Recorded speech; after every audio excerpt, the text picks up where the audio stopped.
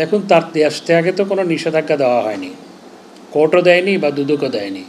তো কারোর উপর যখন দেশ ত্যাগে কোনো নিষেধাজ্ঞা না থাকে, তিনি তো যে কোনো জায়গায় যেতেই পারেন। এই সরকারের আর লজ্জার কিছু আছে কিনা সেটা নিয়ে এখন নিজেদেরই একটা ভাবনা হচ্ছে।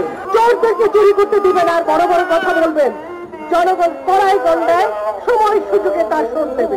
যারা দেশের মানুষের মর্যাদা নিয়ে, দেশের মানুষের অর্থ নিয়ে, দেশের মানুষের স্বাধীনতা নিয়ে ছিনিমিনি খেলে, তাদের বিচারে মাটিতে হতেই হবে।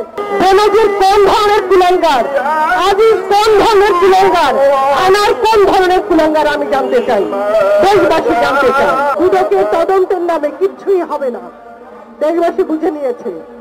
মধ্যখানে যেটা করলেন, আরেকবার নাটক করলেন। এমপি আনারকে কুচি কুচি করে কাটা হয়েছে, শুধু কি এমপি আনারকে কাটা হয়েছে, এর মধ্যে দিয়ে এই জাতিটাকে খণ্ড বিখণ্ড করেছে সরকার। কি করে একজন মাফিয়া সদস্য 3 বার করে নমিনেশন পায় এবং শেষ পর্যন্ত স্বর্ণ চোরাচালান, অবৈধ টাকার ভাগাভাগি নিয়ে তাকে প্রতিবেশী দেশে গিয়ে কুচি কুচি হতে হয়। সরকার প্রধান জবাব দেবেন কি আপনি? কেন আপনার সংসদ সদস্যরা মাফিয়া চক্র হবে?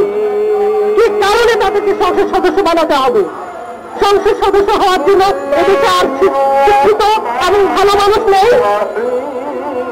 টেকনাফে আপনার বডি রয়েছে, আনার রয়েছে।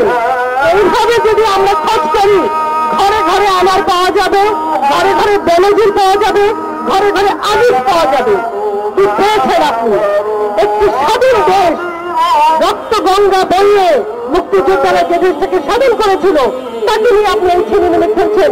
তার সম্মান, সার্বভৌমত্ব, মর্যাদা ভুলণ্ঠিত করেছেন।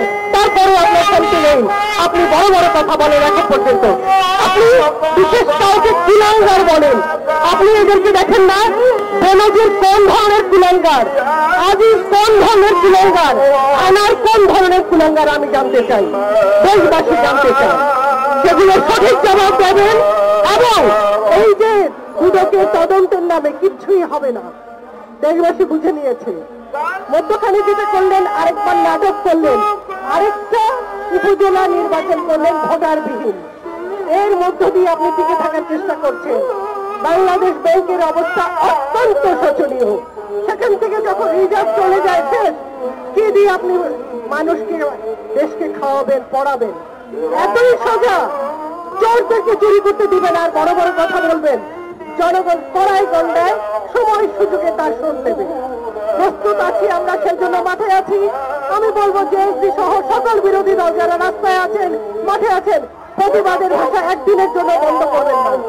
15 দিন আমরা যদি এইভাবে থাকি নিরন্তর, অবশ্যই সময়ের সুযোগ আমাদের কাছে আসবে। আমরা এই সমস্ত দুর্বৃত্তের বিচারে দেশে করতে পারবো। যারা দেশের মানুষের মর্যাদা নিয়ে, দেশের মানুষের অর্থ নিয়ে, দেশের মানুষের স্বাধীনতা নিয়ে ছিনিমিনি খেলে, তাদের বিচারে মাটিতে হতেই হবে। সে আশা করছি, সকলকে মাঠে থাকার অনুরোধ করছি। আমাদের আজকে সমাবেশের পরে মিছিল হবে।